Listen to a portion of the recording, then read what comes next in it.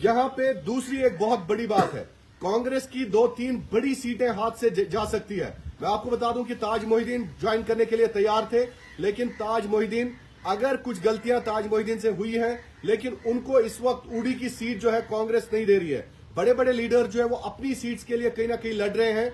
जिस तरह से बड़े बड़े दिग्गज रहनुमा जो है वो अपनी सीट को सिक्योर करने के हवाले से अलायंस पर दबाव डाल रहे हैं, वहीं से दूसरी जानिब एक बहुत बड़ी सीट उड़ी से ताज मोहिदीन की कांग्रेस के हाथ से जा सकती है। अगर उम्मीदवार ताज मोहिदीन हो सकते हैं तो यकीनी तौर पर यह अल्ताफ बुखारी के साथ साथ एक बहुत बड़ी फाइट उड़ी से हो सकती है। पीडीपी की महबूबा मुफ्ती ने कहा है कि अगर उनका एजेंडा माना जाए तो वो अलायंस में जाने के लिए तैयार है। कांग्रेस और नेशनल कॉन्फ्रेंस क्या ये एजेंडा मान सकती है? क्या जो बैनुल-अक़वामी हवाले से नेशनल पीडीपी की सरबराह महबूबा मुफ्ती ने बातें की है कि ट्रेड के रास्ते खोले जाएं, पाकिस्तान के साथ जो मुज़ाकरात है उस हवाले से भी बात की है। तो आपको मैं बता दूं, कहीं ना कहीं महबूबा मुफ्ती ने बॉल जो है अब नेशनल कॉन्फ्रेंस और कांग्रेस के पल्ले में डाली है कि आखिरकार ये क्या कहेंगे। नेशनल कॉन्फ्रेंस भी ट्रैप हो गई है। नेशनल कॉन्फ्रेंस इस तरह से ट्रैप हो गई है कि अगर नेशनल कॉन्फ्रेंस इस अलायंस से बाहर आती है तो कांग्रेस वाले यही लीडरान कल को नेशनल कॉन्फ्रेंस से इल्जाम लगाएंगे कि देखिए नेशनल कॉन्फ्रेंस कहीं ना कहीं पर्दे के पीछे बीजेपी के साथ है, इसलिए ये नेशनल कॉन्फ्रेंस वाले कांग्रेस के साथ अलायंस करने के लिए तैयार नहीं हुए। अब नेशनल कॉन्फ्रेंस जिस तरह से फंस गई है इस अलायंस में, ये गले की हड्डी बन गई है। ये एक बहुत बड़ा बॉटल नेक बन गया है नेशनल कॉन्फ्रेंस के लिए। ये कुएं में जाने के लिए आखिरकार राहुल गांधी को किसने कहा है, ये भी एक बहुत बड़ा सवाल है। और इसी तरह से उमर अब्दुल्ला भी अभी अपने जज्बात को लेकर अब ये सोच रहे हैं दोनों बाप बेटे कि आखिरकार हमें क्या हो गया है, हमने राहुल गांधी के साथ बात की। अस्सलाम वालेकुम, दुनिया भर से देखने वाले सभी नाजरीन को शाहिद इमरान का दारुल हुकूमत श्रीनगर से सलाम। आपको बता दें कि इस वक्त बड़ी सियासी सरगर्मियां जो है वो श्रीनगर दारुल हुकूमत में जारी हैं। आपको बता दें कि कांग्रेस के हुक्मरान जहां एक तरफ से दिल्ली से नेशनल कॉन्फ्रेंस के सुनवार ऑफिस और गुपकार रेसिडेंस तक वो जाके कांग्रेस नेशनल कॉन्फ्रेंस से कहीं ना कहीं अलायंस की भीख मांग रहे हैं, वहीं से दूसरी जानिब कांग्रेस के जो मुख्तलिफ सियासतदान और रहनुमा है वो इस अलायंस के हवाले से कहीं ना कहीं दबे अल्फाज के हवाले से कांग्रेस के हाईकमांड को कहते हैं कि इतनी बेइज्जती क्यों आप करा रहे हैं कांग्रेस की। आपको बता दें कि सबसे बड़ी बात यह है कि नेशनल कॉन्फ्रेंस अभी तक इस बात पर राजी नहीं हो सकी है कि क्या ये अलायंस कामयाब हो सकती है या नाकाम हो सकती है। मैं आपको अपने जराये से कह दूं कि ये अलायंस बिल्कुल भी नहीं हो सकती है, क्योंकि नेशनल कॉन्फ्रेंस इस वक्त सीटों के हवाले से कोई भी कंप्रोमाइज करने के लिए तैयार नहीं है। जहां एक तरफ से कांग्रेस इनसे डूरू की सीट गुलाम अहमद मीर के लिए मांग रही है, वहीं से दूसरी जानिब वकार रसूल के लिए बानिहाल की सीट मांगी जा रही है। तीसरी जो सीट है वो हाजी रशीद के लिए सोपोर से मांगी जा रही है, और इसी तरह से तारिक कर्रा के लिए भटमालू की सीट मांगी जा रही है।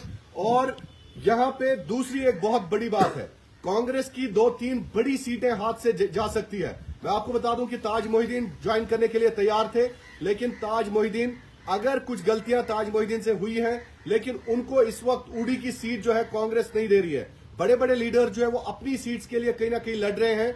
जिस तरह से बड़े बड़े दिग्गज रहनुमा जो है वो अपनी सीट को सिक्योर करने के हवाले से अलायंस पर दबाव डाल रहे हैं, वहीं से दूसरी जानिब एक बहुत बड़ी सीट उड़ी से ताज मोहिदीन की कांग्रेस के हाथ से जा सकती है।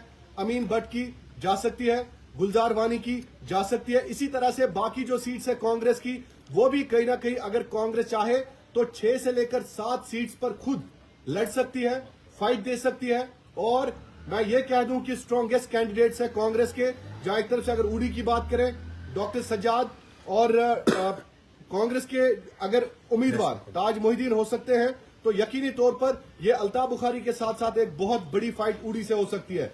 इसी तरह से अगर हम सोपोर की बात करें तो हाजी रशीद एक बड़े कैंडिडेट के तौर पर वहां पर मादी मुकाबला है नेशनल कॉन्फ्रेंस के। अगर इरशाद कार और इसी तरह से दूसरी जमातों के जो कैंडिडेट हैं वो अगर ग्राउंड में आ सकते हैं तो फाइट यकीनी तौर पर एक बहुत बड़ी इंटरेस्टिंग फाइट हो सकती है दोस्तों।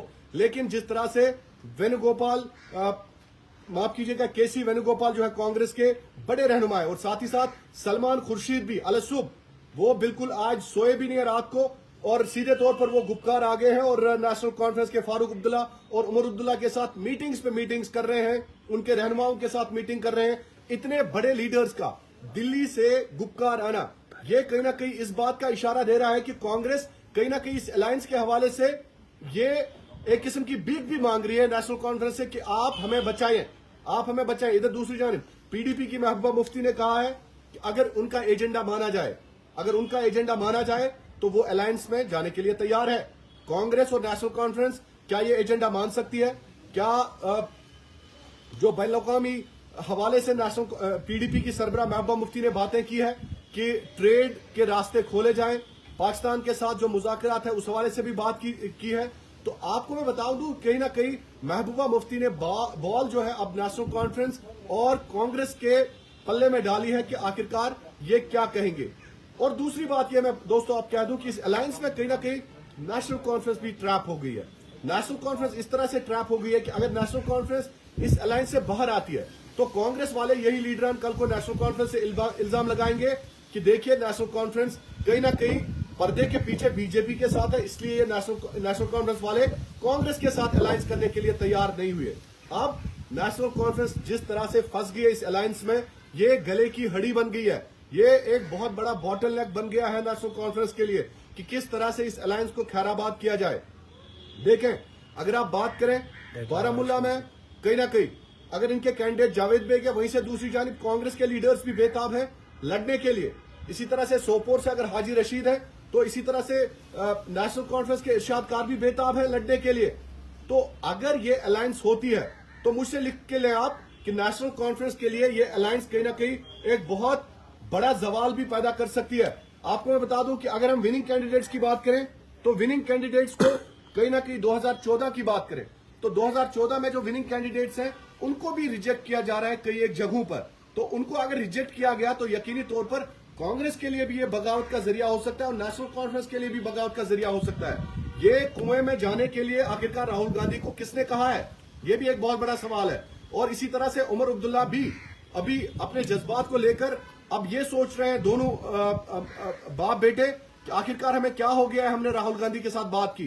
क्योंकि जिस तरह से पीडीपी, आप त्राल की बात लें, शंटी सिंह से लेकर कुयू मीर, एजाज मीर से लेकर इसी तरह से बाकी जो डीडीसीज हैं, राजा वहीद से लेकर बारी तक, जो पीडीपी में इस वक्त बगावत चल रही है, कहीं ना कहीं मुझे लग रहा है कि पीडीपी के जो साउथ कश्मीर के लीडर्स हैं पीडीपी को फायर बैक ना करें, काउंटर प्रोडक्टिव ना हो और पीडीपी साउथ कश्मीर की कुछ वो सीटें हाथ जाएं जिस तरह से पीडीपी एक उम्मीद में थी कि साउथ कश्मीर से वो अच्छा परफॉर्म करेगी।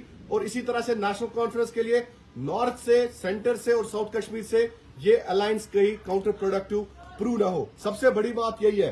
तो और मैं आपको बता दूं कि अगर हम अपनी पार्टी की बात करें तो अपनी पार्टी भी कहीं ना कहीं कैजुअलिटी का शिकार हो चुकी है। और अपनी पार्टी में जिस तरह से इस वक्त बहुत सारे लीडरान जो है वो भी ये कह रहे हैं कि अलायंस की वजह से ही अपनी पार्टी पर जो काले बादल है वो मंडलाने लगे हैं। और इस तरह से इस वक्त सबसे बड़ी खबर यही आ रही है कि केसी वेणुगोपाल को राहुल गांधी ने असाइनमेंट दिया है कि आप अब्दुल्लाह को मोटिवेट करें। लेकिन अब्दुल्लाह को अगर मोटिवेट किया, क्योंकि फारूक अब्दुल्ला साहब इस वक्त किसी भी बात पर जो है हाँ करते हैं, क्योंकि फारूक अब्दुल्ला साहब इस वक्त सियासत के आखिरी मरहले में हैं। वो किसी भी बात को लेकर इस वक्त दिल्ली के गांधीज के साथ जो है अच्छा रहना चाहते हैं, अच्छी बातें उनके साथ शेयर करना चाहते हैं। लेकिन जिस तरह से इस वक्त सिचुएशन बनी हुई है श्रीनगर में, वो एक बहुत ही खतरनाक सिचुएशन बनी है इस अलायंस के लिए। जहां तक मेरा सोचना है ये अलायंस शायद नहीं हो सकती है, ये अलायंस शायद काफी भारी पड़ सकती है दोनों के लिए, कांग्रेस के लिए भी और नेशनल कॉन्फ्रेंस के लिए। बहुत बहुत शुक्रिया।